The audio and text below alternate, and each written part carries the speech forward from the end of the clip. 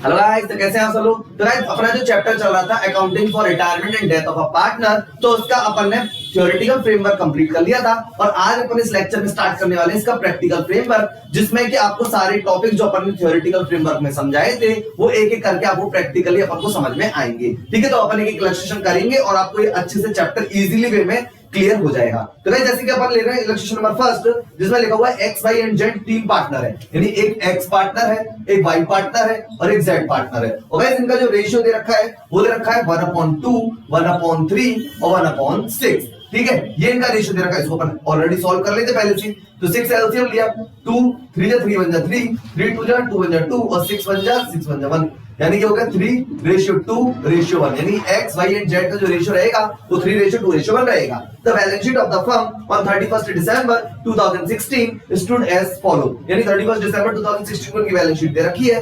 Creditor दे रखे 9500 के, BP दे रखा 2500 का, रिजर्व फंड 6000 का, कैपिटल एक्स वाई जेड की दे रखी 20000, 15000, 12500, टोटल 47500 और टोटल जो बैलेंस शीट की लायबिलिटी साइड का टोटल है 65500 है।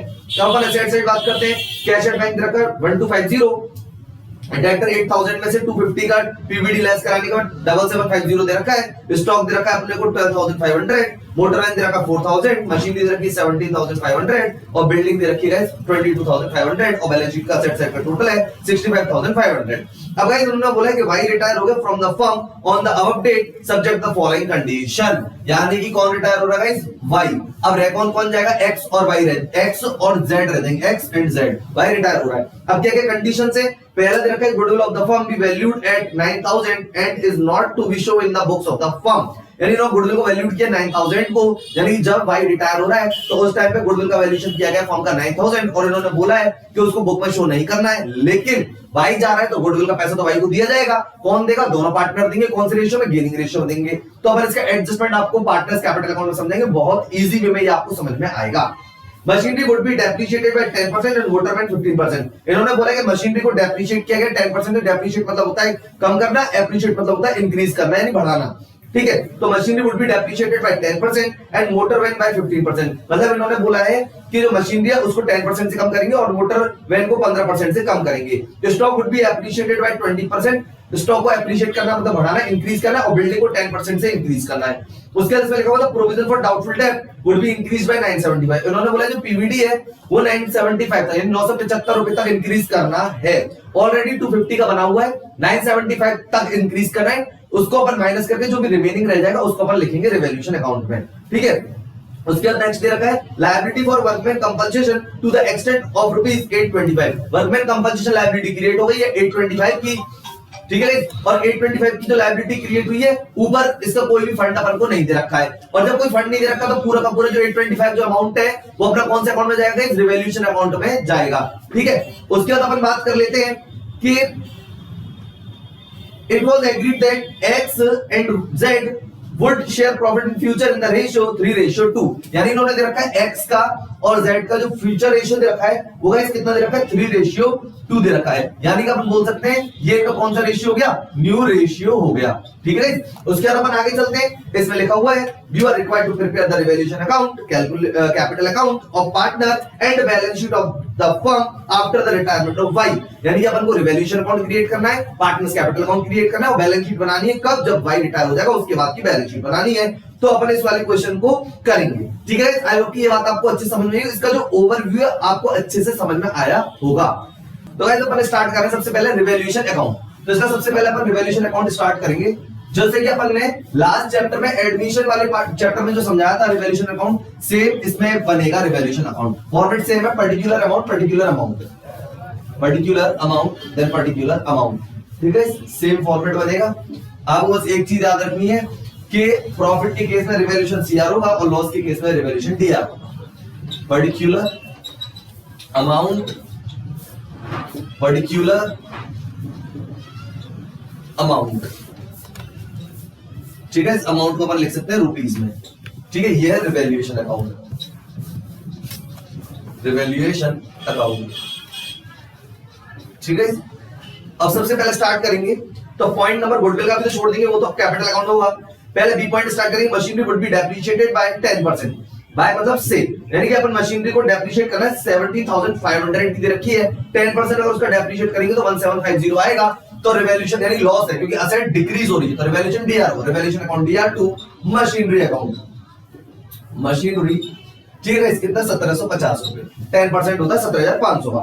उसके बाद गाइस बात करते हैं अपन, उसी में लिखा हुआ है आगे मोटर वैन जो है 15% है, तो मोटर वैन जो दे रखी है वो रखी है 4000 और उसका अपन निकालेंगे 15% तो आएगा 600, तो 2 मोटर वैन ठीक है, कितने रुपए 600 रुपीज ठीक है।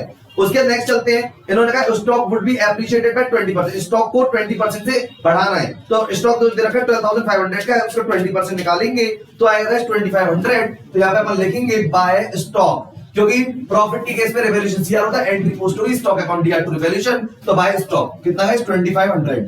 उसके बाद गाइस अपन नेक्स्ट बात कर लेते हैं, इन्होंने फिर आगे बोला कि बिल्डिंग को 10% से बढ़ाना है, तो बिल्डिंग दे रखी है 22,500 की, उसका 10% होता है 2250, तो by building, by building gas कितना 2250। तो उसके बाद बात करते हैं the provision for doubtful debt would be increased by 975, तो इसमें लिखा पीवीडी जो है वो आपको इंक्रीज करनी है 975 से, यानी 975 रुपीज से इंक्रीज करनी है, तो अपन यहाँ पे लिखेंगे 2 पीवीडी ठीक है, पूरा 975, यहाँ पे लिखा था बाई, बाई मतलब होता है से, यानी पूरा इंक्रीज करेंगे 975 से। उसके बाद गाइस लिखा हुआ है liability for workman compensation to the extent ₹825 would be created, इन्होंने कहा कि वर्कमैन कंपनसेशन लायबिलिटी क्रिएट हुई है और जो दे रखी है वो 825 की है। ऊपर अपन लायबिलिटी साइड देखें तो कोई भी वर्कमैन कंपनसेशन फंड नहीं बना हुआ है, तो पूरा का पूरा लॉस हो जाएगा, रिवैल्यूएशन में जाएगा टू वर्कमैन कंपनसेशन लायबिलिटी ठीक है, कितने रुपीस की 825, या मैंने लिख दिया 825। उसके बाद गाइस अपन नेक्स्ट चलते हैं, और इसके बाद कोई भी इंफॉर्मेशन गिवन नहीं है, सारे के सारे पॉइंट अपन ने कंप्लीट कर लिए। अब देखते हैं प्रॉफिट आ रहा है या लॉस आ रहा है, तो ऐड करते हैं अपन 2500 प्लस 2250 और इसमें से माइनस कराएंगे 1750, माइनस कराएंगे 600, माइनस कराएंगे इसमें से 975 और माइनस कराएंगे 825, तो गाइस अपना आएगा 600। तो यहाँ पे लिखेंगे 2 पार्टनर्स कैपिटल अकाउंट ठीक है, 600 आएगा गाइस, और यहाँ पे टोटल जो आएगा वो आएगा 4750 का टोटल ठीक है, कितने का 4750 का टोटल आएगा। उसके बाद अपन अंडरलाइन करेंगे, फिर ए बी एंड सी में डिस्ट्रीब्यूट करेंगे 600 को, 600 इंटू 3/6, 600 इंटू 2/6 और 600 इंटू 1/6, यानी कि 300 200 और 100 डिस्ट्रीब्यूट हो जाएगा और दोनों साइड का टोटल 4750 आएगा। ये स्टॉक इंक्रीज हुआ था इसलिए रिवैल्यूएशन में क्रेडिट हुआ है ठीक है, यानी कि रिवैल्यूएशन सीआर होता है, और बिल्डिंग की वाली इंक्रीज हुई तो रिवैल्यूएशन सीआर होगा। प्रॉफिट के केस में रिवैल्यूएशन सीआर होता है और लॉस के केस में रिवैल्यूएशन होता है डीआर। तो मशीनरी में हमारी डेप्रिशिएट हुई थी, मोटर में भी डेप्रिशिएट हुई थी, पीवीडी आपको 975 से इंक्रीज करना था, वर्कमैन कंपनसेशन लायबिलिटी 825 की आई थी और अपन को प्रॉफिट आया रिवैल्यूएशन से 600 और उसको हमने डिस्ट्रीब्यूट कर दिया ए बी और सी में, कौन से रेशियो में 3:2 में। गाइस रिवैल्यूएशन अकाउंट आपको अच्छे से समझ में आया होगा। तो गाइस अब बनाएंगे पार्टनर्स कैपिटल अकाउंट, यानी कि रिवैल्यूएशन अकाउंट हमने बना लिया है, अब बनाएंगे अपन पार्टनर्स कैपिटल अकाउंट ठीक है। 3 पार्टनर है, 3 अमाउंट के कॉलम बनेंगे और इसमें वाई रिटायर हो रहा है और एक्स और जेड रह जाएंगे।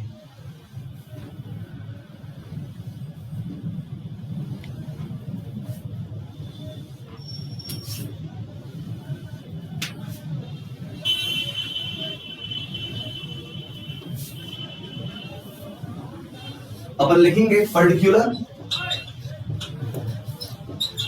X Y Z, particular X Y और जेड ठीक है। अमाउंट जो रहेगा वो रुपीज में रहेगा। अब चलते हैं स्टार्ट करते हैं। तो सबसे पहले अपन क्या करेंगे, एक्स वाई जेड का बैलेंस लिखेंगे। सबसे पहले लिखेंगे by balance brought down. Opening balance के लिए ब्रॉट डाउन वर्ड यूज होता है। 20,000 तो एक्स का है और y का है गाइस 15,000 और z का है जी 12,500 ठीक है गाइस, ये इनका बैलेंस लेगा। उसके बाद रिवैल्यूएशन का प्रॉफिट आया तो अपन ने लिख दिया जी बाय रिवैल्यूएशन ठीक है, बाय रिवैल्यूएशन अकाउंट। इसका आया था 300, इसका आया था 200 और इसका आया था जी 100। उसके बाद गाइस अपन बात करते हैं कोई रिजर्व एंड सरप्लस तो नहीं है बैलेंस शीट के अंदर, स्टार्टिंग बैलेंस शीट से होगी। तो अपन को एक रिजर्व फंड दिखाई दे रहा है 6,000 रुपीज का, तो यहाँ पे लिखेंगे बाय रिजर्व फंड तो 6000 का दिख रहा है तो 3 to 1 में डालेंगे तो 3000 2000 एंड 1000, ठीक है, ये अपन ने कर दिया। उसके अलावा कोई लॉस तो नहीं दिखाई दे रहा, तो लॉस तो है नहीं है। तब उसके लिए अब पहला पॉइंट दे रहा, goodwill of the firm is valued at 9000 and is not to be shown in the books of the firm. तो गाइस यहाँ पे जो गुडविल का जो अपन ट्रीटमेंट करने वाले हैं, इसका ट्रीटमेंट आपको मैं दो तरीके से समझाऊंगा। एक तो नॉर्मल तरीका है जो बिल्कुल इजी है, आपको कुछ नहीं करना, उसमें ओल्ड रेशियो में गुडविल ओपन होगी और न्यू रेशियो में रिमेनिंग पार्टनर जो रह जाएंगे उसमें बंद होगी, गुडविल का एडजस्टमेंट हो जाएगा। और अगर आपको दूसरे मेथड से करना है तो उसमें अपन गेनिंग रेशियो निकाल के भी करेंगे। तो मैं दोनों आपको पहले मेथड समझा रहा हूं, आप उसको जरा समझेंगे। मैं यहाँ पे लिख रहा हूं पहले बाय गुडविल, मैंने लिखा है बाय गुडविल, ठीक है, यानी कि यहाँ पे ओल्ड रेशियो में अपन ने डिस्ट्रीब्यूट करी है तीनों पार्टनर्स के बीच में 3:2 बनना है। कितना है 9000, इसका जो है गुडविल वैल्यूड की है 9000 डिवाइडेड बाय 6 करेंगे और इनटू कराएंगे 3 से, तो इसका आएगा 4500,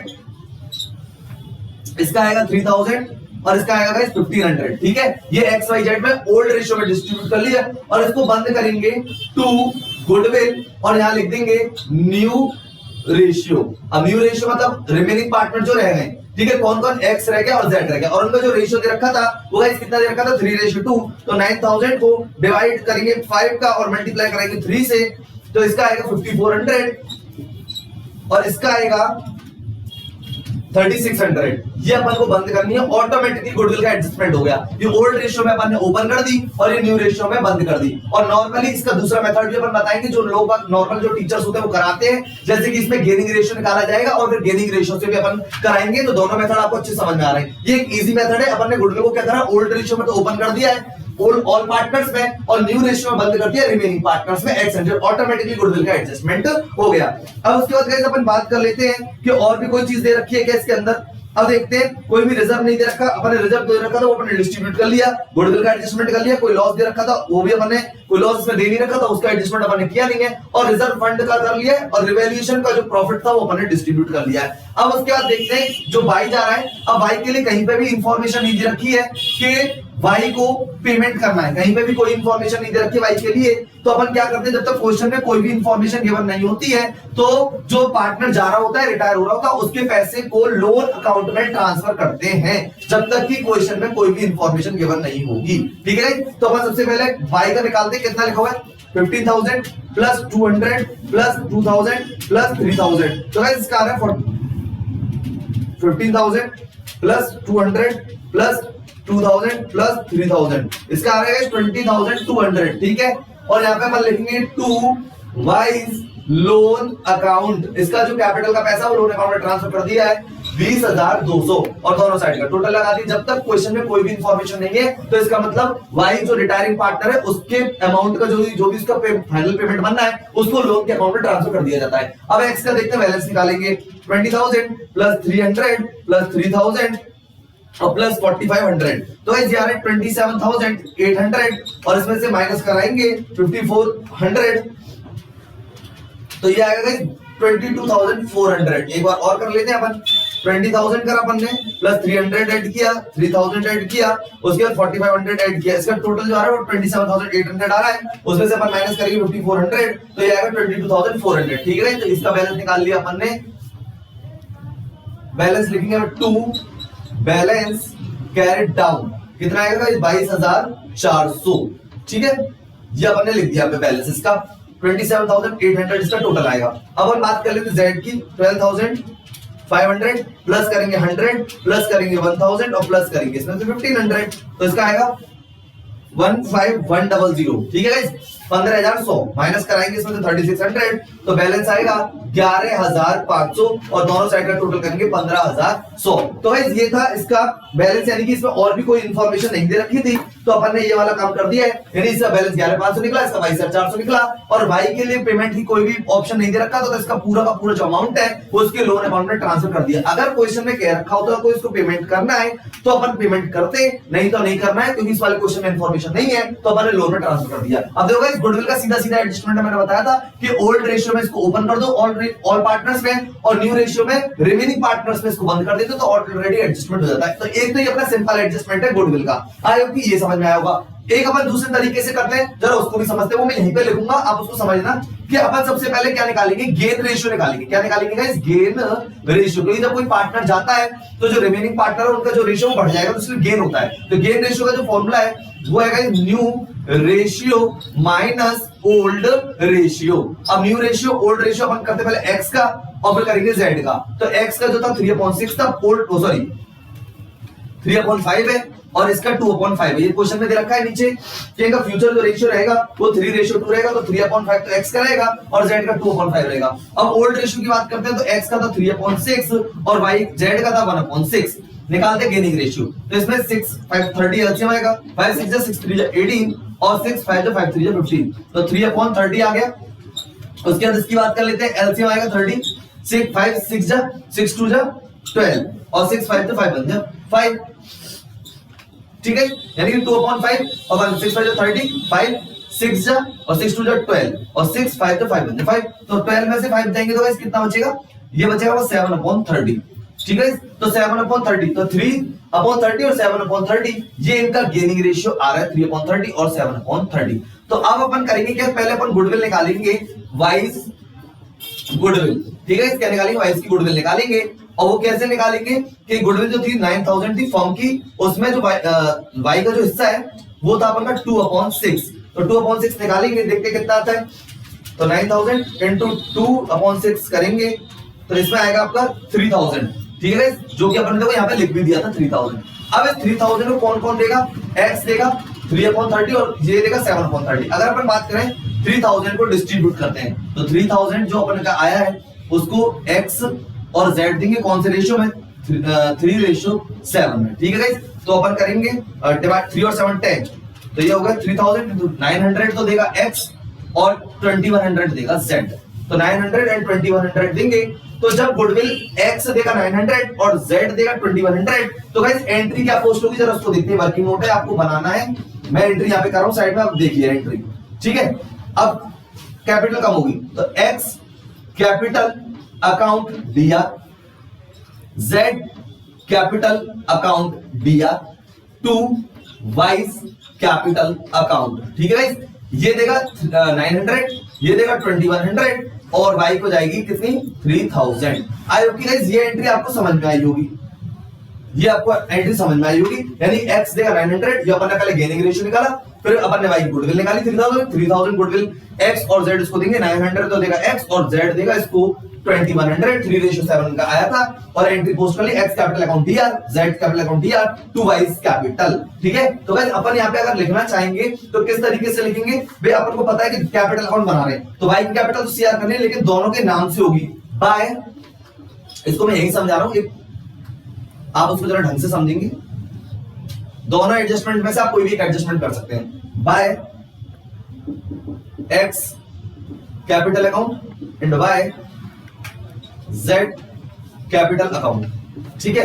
यहां पे अपन ने लिखा 900 और यहां पे लिखा अपन ने 2100, ठीक है। क्या लिखा अपन ने 900 और 2100, टोटल मिलाकर कितना आ रहा है 3000 आ रहा है। और यहां पे अपन लिखेंगे इस गुडविल की जगह पे अपन यहाँ पे, मैं नीचे लिख दे रहा हूं लेकिन लिखनी है अपन को इस जगह पे, यहाँ पे लिखेंगे टू वाइज कैपिटल अकाउंट, ठीक है।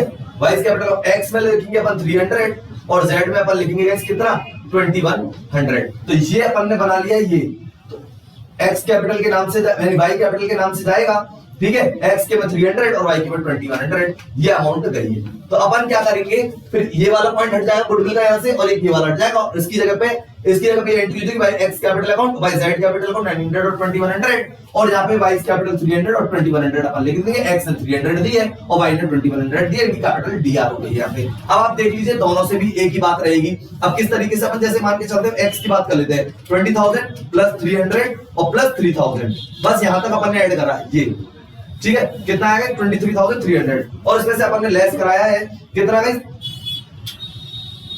लेस कराएंगे इसमें से 900, ये 900 है, माइनस कराएंगे इसमें से 900 तो भी अपना कितना आ जाएगा,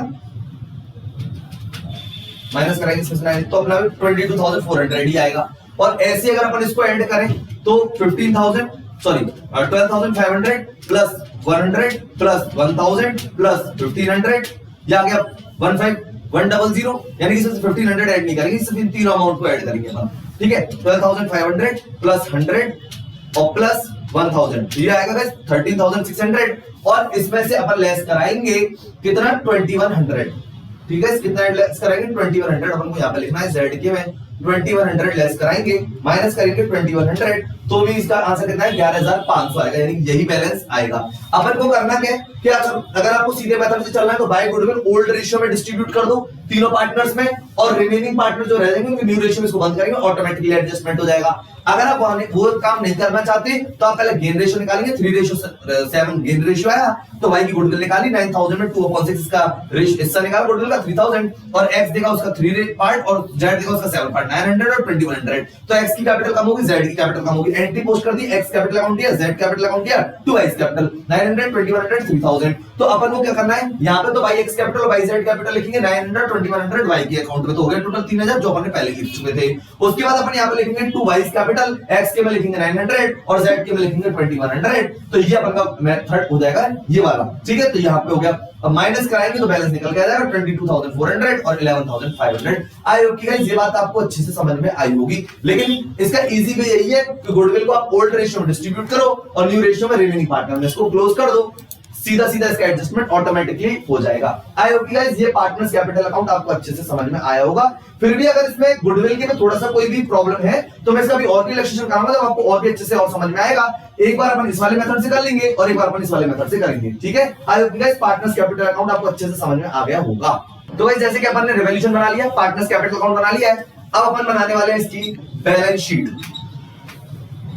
ठीक है।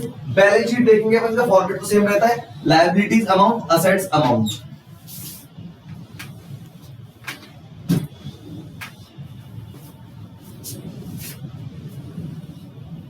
लायबिलिटीज अमाउंट, असेट्स अमाउंट, ठीक है गाइस। अमाउंट जो रुपीस में, सबसे पहले अपन देखते हैं ओल्ड बैलेंस शीट। क्रेडिटर दे रखा था 9,500 का, तो क्रेडिटर में कोई भी एडजस्टमेंट नहीं था, तो क्रेडिटर एज इट इज लिख देंगे 9,500, ठीक है। उसके बाद बीपी था, तो बिल्स, इसमें भी कोई एडजस्टमेंट नहीं था, और ये दे रखा है 2,500 का, अपन ने एज इट इज लिख दिया। उसके बाद गाइस रिजर्व फंड अपन ने डिस्ट्रीब्यूट कर लिया था, और अब बात कर लेते हैं वर्कमैन कंपनसेशन लायबिलिटी। ये थी कितने रुपए की अपनी क्रिएट हुई थी गाइस, 825 की क्रिएट हुई थी, यहां पे लिख दिया जी 825। उसके बाद अपन बात करते हैं कैपिटल दे रखे, लेकिन कैपिटल से पहले अपन एक बात और समझेंगे, वाइज लोन। वाइज लोन कितना था 20,200 का। उसके बाद अपन अब लिखेंगे कैपिटल, ठीक है। कैपिटल, कैपिटल पे अंडरलाइन करेंगे। कैपिटल अपन की अब कौन कौन की रहेगी, एक्स की रहेगी और जेड की रहेगी। एक्स की आई थी गाइस 22,400 और इसकी आई थी 11,500, इन दोनों का टोटल करके अपन बाहर लिख देंगे, यानी 22,400 प्लस 11,500, ये आएगा गाइस टोटल 33,900, ठीक है। अब उसके बाद अपन असेट्स में बात कर लेते हैं। तो सबसे पहले अपन को कैश एट बैंक दे रखा है, तो अपन यहाँ पे लिख देते कैश एट बैंक, कोई भी एडजस्टमेंट नहीं था इसमें, तो एज इट इज लिखेंगे 1250, ठीक है। उसके बाद अपन बात करते हैं डेटर्स की, किसकी बात करते हैं, डेटर्स। तो गाइस डेटर्स अपन को कितने के दे रखे 8,000 के, लेकिन इसमें से लेस करेंगे पीवीडी, तो पीवीडी ऑलरेडी 250 का बना हुआ था, 975 का और बनाया था अपन, कितने का बनाया था 975 का और बनाया था। इन दोनों को अपन ऐड करके माइनस कराएंगे, यानी 975 प्लस 250 अपन करेंगे यहाँ पे 1225, ठीक है गाइस। 8,000 में से माइनस करेंगे 1225, तो ये अपन आएगा 6775, यानी 250 का ऑलरेडी बना हुआ था, 975 का बनना और बनाया था। उसके बाद गाइस बात करते हैं स्टॉक। तो गाइस स्टॉक जो था वो अपना इंक्रीज हुआ था 20% तो 12,500 में 2,500 पर ऐड करेंगे, तो ये आएगा अपना स्टॉक 15,000 रुपए का गाइस, ठीक है। ऐड कर दिया इसमें 2,500 जो इंक्रीज हुए थे। अब बात करते हैं मोटर वैन्स की। मोटर वैन्स, तो मोटर वैन्स जो थी वो अपनी कितने रुपए से डिक्रीज हुई थी 600, तो 4,000 दे रखा है, 600 लेस कराएंगे तो 3,400 यहाँ पे आ जाएगा, ठीक है। 600 जो अपन ने रिवॉल्यूशन में डाले थे वो लेस करा दिए। उसके बाद अपन बात करते हैं मशीनरी के बारे में। मशीनरी। तो गाइस यहाँ पे भी इसकी वैल्यू जो थी 10% से डाउन हुई थी, तो 17,500 में से अपन 1750 लेस कराएंगे तो ये आएगा 15750, मतलब 1750 अपन लेस करा दिए। उसके बाद गाइस बात करते हैं बिल्डिंग के बारे में। बिल्डिंग, तो गाइस बिल्डिंग जो थी अपनी वो 10% से एप्रिशिएट हुई थी, तो बिल्डिंग में अपन ऐड करेंगे 2250, तो 22,500 में 2250 अपन ऐड करेंगे तो ये आएगा गाइस 24,750। ठीक है गाइस, ये कर दिया। उसके अलावा अब और कोई एडजस्टमेंट नहीं है, अब दोनों साइड का टोटल करते हैं, देखते हैं इक्वल आता है या नहीं आता। तो गाइस अपन यहाँ पे करते हैं पहले 1250 प्लस 6775, फिर करेंगे 15,000, फिर करेंगे 3400, फिर अपन करेंगे 15750, फिर ऐड करेंगे इसमें 24750। तो गाइस ये आ रहा है 66,925। अब देखते हैं इधर का टोटल कितना आ रहा है, 9500 प्लस 2500 प्लस 825 प्लस 20,200 प्लस 33,900। तो गाइस यहाँ का भी टोटल आ रहा है 66,925। तो बैलेंस शीट का टोटल हमारा आ गया है इक्वल दोनों साइड का, असेट साइड का, लायबिलिटी साइड का। और ये बहुत इजी सिंपल वे में कराया था, जिसमें एडजस्टमेंट था अपन ने कर दिया। जैसे क्रेडिटर में नहीं था, बीपीओ में नहीं था, वर्कमैन कंपनसेशन लायबिलिटी क्रिएट हुई थी 825 को लिख दिया है, वाइज लोन लिख दिया और इनके कैपिटल का क्लोजिंग बैलेंस लिख दिया। एक्सजेट का कैश एट बैंक से कोई भी एडजस्टमेंट नहीं था। डेटर में 250 ऑलरेडी पीबीडी बना हुआ था, 975 को और बनाया था, टोटल हो गया 1225, लेस करा के लिख दिया 6775। स्टॉक एप्रिशिएट हुआ था, कर दिया। मोटर में 600 से डेप्रिशिएट हुई थी, मशीनरी अपनी डेप्रिशिएट हुई थी और बिल्डिंग एप्रिशिएट हुई थी। अपन ने सारे एडजस्टमेंट कर दिए और दोनों साइड का बैलेंस टोटल आ गया 66,925। आई होप कि गाइस ये बात आपको अच्छे से समझ में आई होगी। तो ये एक प्रैक्टिकल था जो कि इस लेक्चर में अपन ने पूरा ले लिया है। आई होप कि ये प्रैक्टिकल आपको अच्छे से समझ में आया होगा। फिर भी अगर आपको कोई प्रॉब्लम आ रही है तो मैं आपको कई बार बोल चुका हूं इस बात को कि कमेंट सेक्शन में लिख दें, जिससे कि मैं आपकी प्रॉब्लम सॉल्व कर सकूं। तो ठीक है गाइस, मिलते हैं अपन नेक्स्ट लेक्चर में, तब तक के लिए guys goodbye and thank you.